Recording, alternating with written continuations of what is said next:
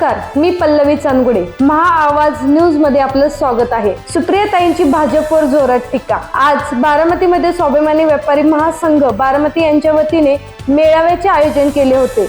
या मेळाव्यामध्ये शरदचंद्रजी पवार, सुप्रियाताई सुळे तसेच स्वाभिमानी व्यापारी महासंघ पदाधिकारी मोठ्या संख्येने उपस्थित होते. मागितलं असतं तर स्वखुशीने दिलं असतं अशी टीका अजितदादांवरती केलेली पाहायला मिळाली. कोणत्याही शुभ कार्याची सुरुवात ही तुतारीपासूनच होते असे वक्तव्य सुप्रियाताई यांनी केले. तसेच अदृश्य शक्ती म्हणून भाजपवर जोरात टीका केलेली पाहायला मिळाली. स्वाभिमानी व्यापारी महासंघ बारामती आयोजित मेळाव्यामध्ये सुप्रियाताई, शरदचंद्र पवारजी काय म्हणाले हे थोडक्यात आपण सविस्तर पाहूया. आंबवणे नावाचं जे गाव आहे जिथे MD व्हॅली सुरू होते, मग पहिला म्हणा किंवा शेवट म्हणा, मुळशी तालुका सरळ तुम्ही आंबवणेतून चढत वरती आला ते हिंजवडीपासून सरळ खडकवासला, पुढे भोरवेलला आणि मग सातारा जिल्हा जिथे सुरू होतो किंवा आपला जिल्हा संपतो ती आपली बॉर्डर.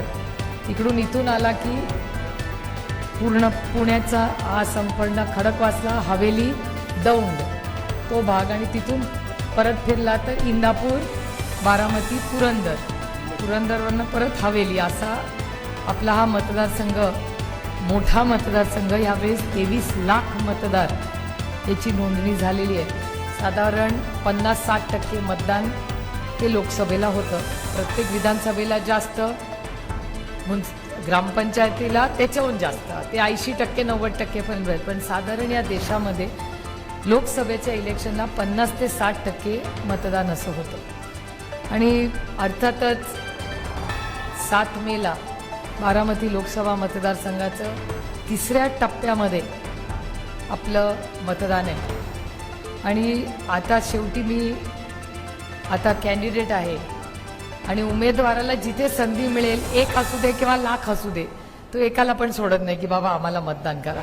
त्याच्यामुळे एवढे लोक बघितल्यावर तर मला मोह आवरणं अशक्य आहे. म्हणजे मी आले स्वाभिमानी या व्यापारी महासंघाला शुभेच्छा देण्यासाठी, पण शेवटी कुठून तरी आपली तुतारी सुरुवातीला वाजलीच पाहिजे हा माझा आग्रह. कारण कुठल्याही शुभ कामाचा जी सुरुवात असते ती तुतारी वाजूनच होते.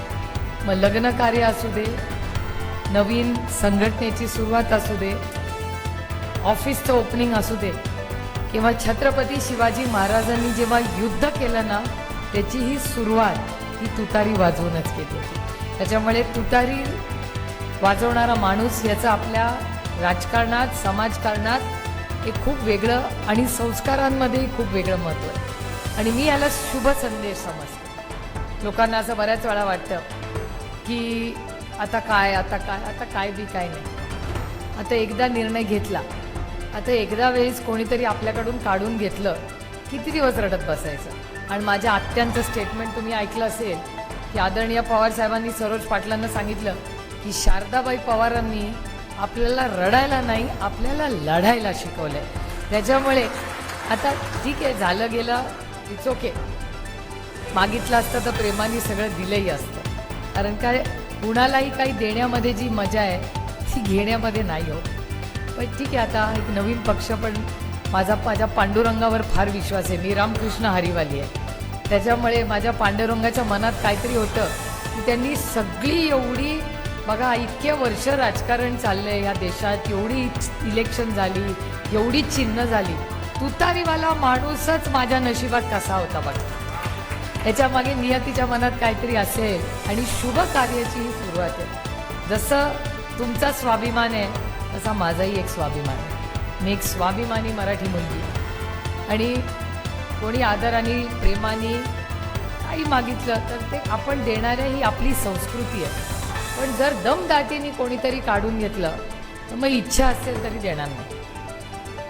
आणि तुमचा जसा स्वाभिमान आहे तसाच माझा मराठी स्वाभिमान आहे. माझी लढाई इथे कुणाशीही नाही. आणि मी वारंवार म्हणले, माझी लढाई अशा अदृश्य शक्तीबरोबर आहे जी आज महाराष्ट्राचं महत्त्व कमी करायचं पाप हे करते. हा माझा त्यांच्यावर आरोप आहे. आणि आपण भारतीय आधी आहोत आणि मराठी आहोत हे मी जाणते. पण भारत आणि केंद्र सरकार म्हणजे मोठा भाऊ आणि राज्य सगळी म्हणजे छोटा भाऊ. पण तुम्ही अदृश्य शक्ती मोठा भाऊ असला म्हणून छोट्या भावावर अन्याय करायचा हा अधिकार किंवा आपली संस्कृती नाही. राज्य आणि केंद्र यांनी एकामेकाची मदत करूनच देश पुढे जातो. आता एवढ्या मोठ्या स्कीम्स होतात, केंद्र सरकारमधून निर्णय होतात, त्याची अंमलबजावणी राज्यच करतं. आता तुमचंच बघा, आपण व्यापाऱ्यांबद्दल बोलते, आपण GST बद्दल बोलू. आता GSTचं बिल हे कोणी आणलं? तर GSTचं बिल हे काँग्रेस पक्षाचा कॉन्सेप्ट आहे. काँग्रेस पक्षाने GSTची स्थापना केली. आदरणीय पवारसाहेब त्या कॅबिनेटमध्ये होतो जेव्हा निर्णय झाला, आणि 2014 साली आपलं सरकार गेलं. आपलं सरकार गेल्यानंतर यांनी अंमलबजावणी त्या GSTची केली, आणि GSTची अंमलबजावणी करत असताना आमचा GSTला अजिबात विरोध नव्हता. आम्ही GSTचं मतदान हे भारतीय जनता पक्षाबरोबर केलं, कारण का आम्ही GST आम्हाला मान्य होती, पण ज्या पद्धतीने त्याची अंमलबजावणी झाली त्याचाच आम्हाला प्रॉब्लेम. GSTचा कॉन्सेप्ट काय? One tax one nation. सगळी बाजारपेठ माझ्या लोकसभा मतदारसंघात दर बजेटच्या आधी फिरते. बजेटच्या आधी का फिरते? की गरीब व्यापाऱ्यांचं काय मत आहे ते आम्ही बजेटच्या आमच्या भाषणांमध्ये बोलतो. आता तुम्हाला 2 उदाहरणं देते. मागच्या वर्षी मी भोरला फिरत होते, आणि भोरला दौरा करत असताना GSTमध्ये हिरव्या मिरचीला 1 GST आणि लाल मिरचीला 1 GST असा निर्णय होता. हे हास्यास्पद. आता हिरव्या मिरचीला 1 आणि लाल मिरचीला 1 असं कसं होऊ शकतं? मग ते आम्ही बदलून घेतलं. त्याच्यानंतर यावर्षी जेव्हा मी संबित दुकानात गेले होते, तेव्हा त्यांनी मला असं सांगितलं की साडीला फ्लॅट 5% आहे, आणि पुरुषांच्या कपड्याला 1000 रुपयापर्यंत 5% आहे, आणि 1001 रुपये झाला की GST 12%ला. आता जर साडीला 5% फ्लॅट रेट तुम्ही केला आहे, तर पुरुषांच्या कपड्यांना पण तुम्ही फ्लॅट 1 रेट का राहत नाही, ही त्यांची मागणी. आता लोकप्रतिनिधीचं काय काम आहे? की व्यापाऱ्यांकडून सगळा फीडबॅक घेणे, सत्तेत असू दे किंवा विरोधात, तुमचा आवाज म्हणून आम्ही दिल्लीला जातो, आणि म्हणून हे GSTचे इश्यूज आम्ही तिथे मांडले पाहिजे. आता मसाल्यांवरचा GST हा वेगळा, तांदळावर GST वेगळा. शेतकऱ्यांना म्हणतात आम्ही टॅक्स काढत नाही, पण GST इतका आता सगळ्या खर्चावर लागलेला आहे की शेती परवडण्यासाठी झाली आहे GST म्हणे. पण मग ह्या सगळ्याचं जे स्ट्रक्चर आहे, हे स्ट्रक्चरचा अभ्यास लोकप्रतिनिधी करून आम्ही बजेटमध्ये भाषण करतो. त्यामुळे व्यापाऱ्यांसाठी GSTच्या छोट्या छोट्या गोष्टी असतात. फॉर्म भरायला नंतर करेक्टिव्ह मेजरचा ऑप्शनच नाही. म्हणजे एकदा फॉर्म जरी चुकीचा भरला तर त्याला डायरेक्ट त्याला जास्तच टॅक्स येतो, त्याला करेक्ट करता येत नाही फॉर्म. हा कुठला नियम? किंवा टॅक्स भरताना फेसलेस इज द वर्स्ट, म्हणजे सगळ्यात वाईट. मी असं म्हणत नाही की सरकारचा हेतू वाईट असेल. कुठे गेले ते ते मी अजिबात माझं म्हणणं नाही, आणि मी हे पार्लमेंटमध्ये बोललेले आहे की माझं अजिबात असं म्हणत नाही की भारतीय जनता पक्षाच्या वित्तमंत्र्याला इच्छा असेल की काहीतरी चुकीचं व्हावं.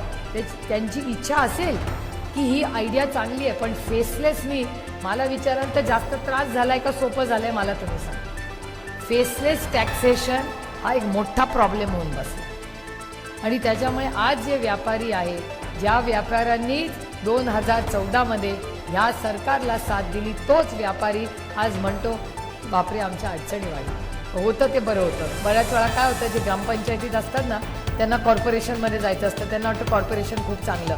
कॉर्पोरेशनमध्ये गेल्यावर म्हणतात नको बाबा, ते कॉर्पोरेशन ती होती, ती ग्रामपंचायत बरी होती. तसंच या टॅक्सेशनचं झालं. ते होतं तेच बरं होतं. 2-4 फॉर्म कमी जास्त होते, आणि ऑनलाईनमुळे प्रचंड व्यापाऱ्यांना त्रासच वाढला आहे, काही कमी झालेला आहे. त्यामुळे ह्या सगळ्या व्यापाऱ्यांचे प्रश्न, माझी अपेक्षा आहे की ह्या स्वाभिमानी व्यापारी महासंघाने तुमचे टॅक्सेशनचे इश्यूज असतील, तुमचे काही पाण्याचे असतील, किंवा इन्फ्रास्ट्रक्चर डेव्हलपमेंट, एखादा ब्रिज होतो. मी तुम्हाला दौंडचं उदाहरण देते, इंदापूरचं देते. नवीन नॅशनल हायवे झाला, तिथली 50 दुकानं उद्ध्वस्त झाली, कारण का ब्रिज वरून गेला. जे दळणवळण खाली थांबत होतं ते थांबतच नाही आता. मग ब्रिज करायचा का नाही? का तो काय तिथे करायला पाहिजे होतं, हे सगळं पॉलिसी मेकिंगला ह्याच्यात व्यापाऱ्यांचा खूप मोठा रोल आहे. आणि जो पॉलिसी मेकर असतो, जो निर्णय प्रक्रियेत असतो, तो फक्त इन्फ्रास्ट्रक्चर करत नाही. इन्फ्रास्ट्रक्चर तुमच्यासाठी आहे, तुम्ही इन्फ्रास्ट्रक्चरसाठी नाही आहे. ती रस्ता आणि गाडी तुमच्या सोयीसाठी आहे, ती तेच फक्त सुंदर दिसण्यासाठी नाही आहे. त्यामुळे या सगळ्याचा व्यापाऱ्यांचा खूप मोठा रोल या सगळ्या प्रक्रियेत असला पाहिजे. व्यापाऱ्याची ही जी देश कशावरनं चालतो तो इकॉनॉमीवर. देशात व्यापारपेठ चालली तर देश पुढे चांगला चालतो. आणि जेव्हा बारामतीत फिरत होते तेव्हा अनेक सांगत होते की ह्यावेळी दुष्काळाची परिस्थिती आहे, आमचा जेवढा माल विकत होत होते तेवढा आता खपत नाही, कारण का हमी भाव मिळत नाही. सगळं एकामेकाशी इंटरकनेक्टेड आहे. बघतो आता एखाद्या वेळेस 2 रुपये पेट्रोल डिझेल कमी झालंय, ते बटन दाबल्यावर किती पटकन वाढेल हे मला तुम्हाला सांगायला नको.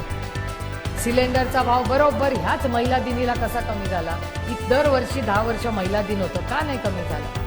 मला त्यांच्यावर उगाच टीका करायची नाही, पण जे खरं आहे ते कोणीतरी बोललं पाहिजे. महागाई बेरोजगारी किती वाढली, एवढा मोठा तो महानमो रोजगार आहेत नाही ते सगळे पत्रकार त्यांनीच कव्हर केला होता. त्या महानमो रोजगारामध्ये यांनीच लिहिलं होतं 43,000 करेक्ट 43,000 नोकऱ्या यांनीच सांगितल्या. पॅन्डॉल किती कोटी रुपयाचा यांनीच मला माहिती दिली. आणि त्यामुळे या सगळ्या गोष्टींचा नोकऱ्या बेरोजगारी व्यापाराचा फार गांभीर्याने विचार केला पाहिजे.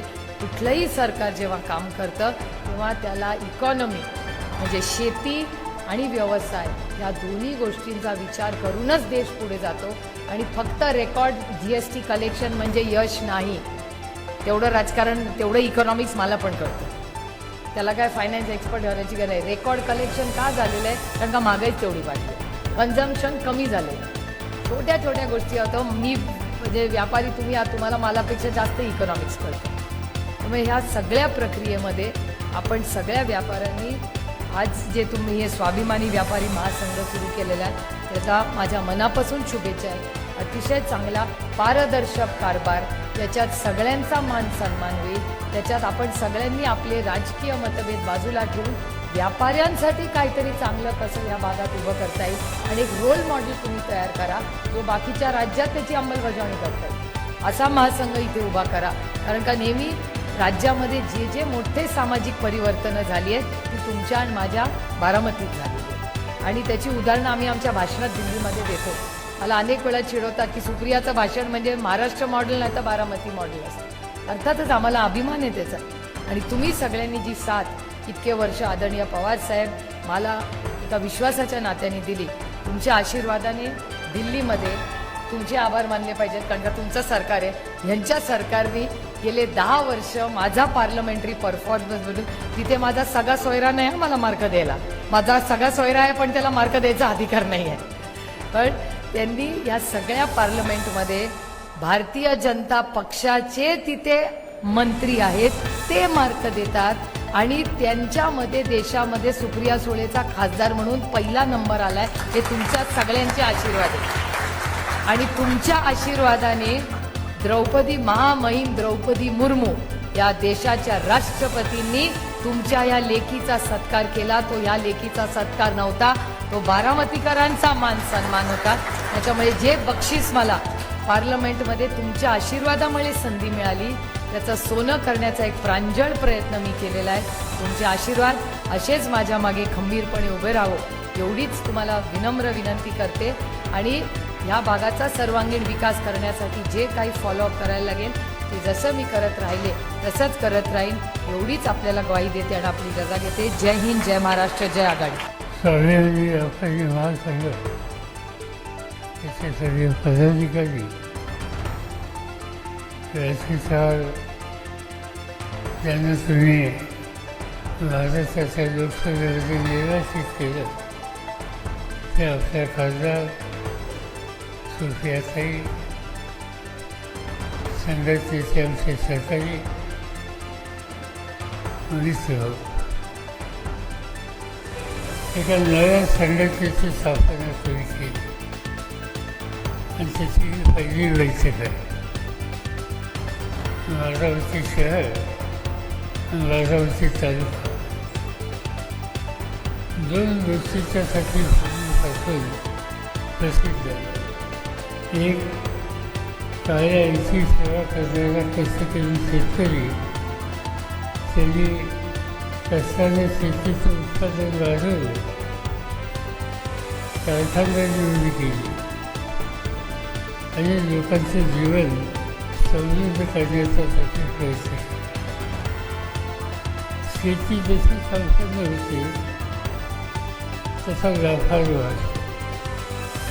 बहुसंख्य लोकांच्या हातातून पैसा फिरायला लागला आणि बाजारात जाऊन त्याची खरेदी करण्याची ताकद ती वाढली की व्यापार वाढत असतो. आणि बारामतीचं वैशिष्ट्य हे आहे की बारामती हे एक व्यापारी केंद्र बनलं.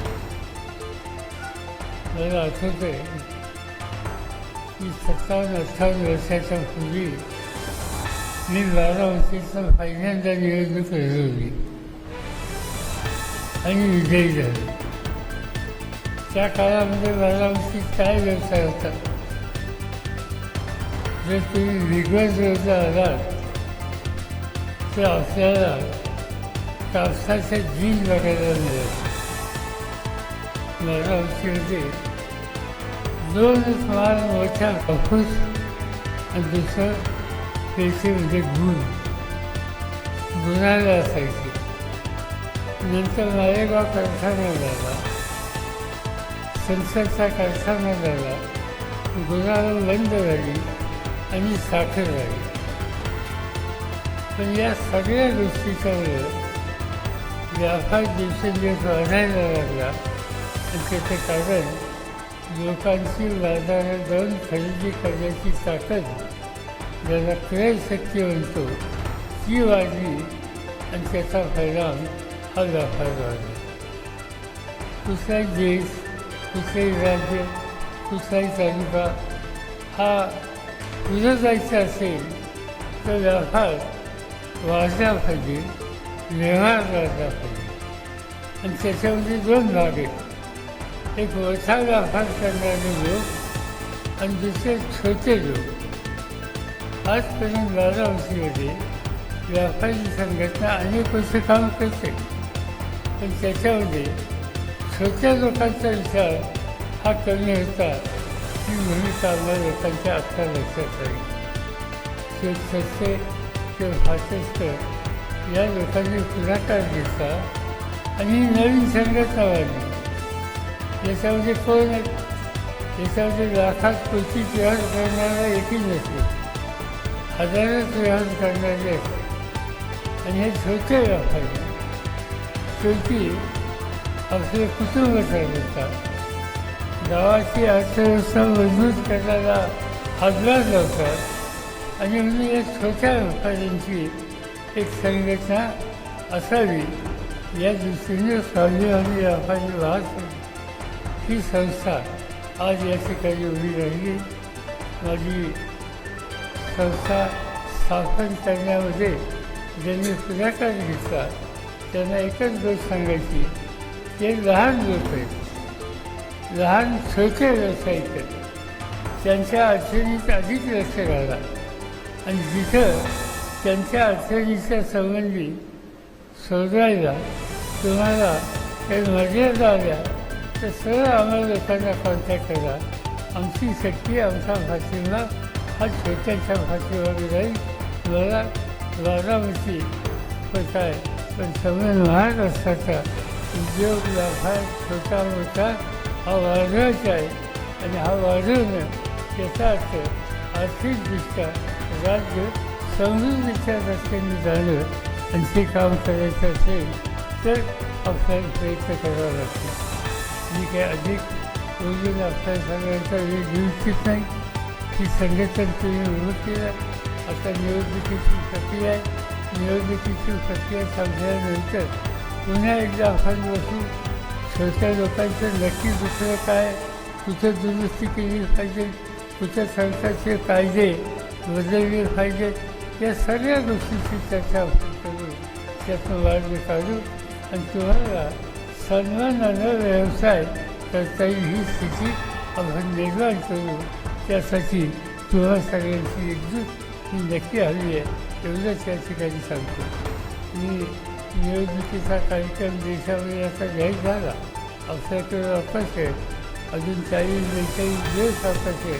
पण आपण यापूर्वी सुप्रियाला विजयी केलं आणि विजयी केल्याच्या नंतर पार्लमेंटमध्ये तुम्हा लोकांचा आवाज हा नेहमी उठवला. आज देशाच्या पार्लमेंटमध्ये नेहमी लोकांचे दुखणं मानणारे जे खासदार आहेत त्याच्यामध्ये तुमच्या खासदाराचं नाव हे फार ओळख आहे. आणि त्यामुळं अशा व्यक्तीला तुम्ही लोकांनी यापूर्वी निवडून दिलं ती संधी याही वेळेस द्याल अशा प्रकारची अपेक्षा करतो. त्यावेळेला थोडासा प्रश्न आहे, खून बदलली, स्वतःमध्ये काही गोष्टी केल्या आणि सोपे उतरताना आणि इलेक्शन आयोगानं तुतारी वाजवणारा माणूस ही खून नवीन दिलेली आहे. ती खून तुमच्या लक्षात ठेवावं लागेल. तिथं तुमचं वचन लावलं पाहिजे आणि तुम्हा लोकांच्या मनात जे आहे ते त्या निमित्तानं आपल्या वचन लावण्यातून तुम्ही व्यक्त करावं एवढंच या ठिकाणी सांगतो. माझे 2 शब्द संपतात.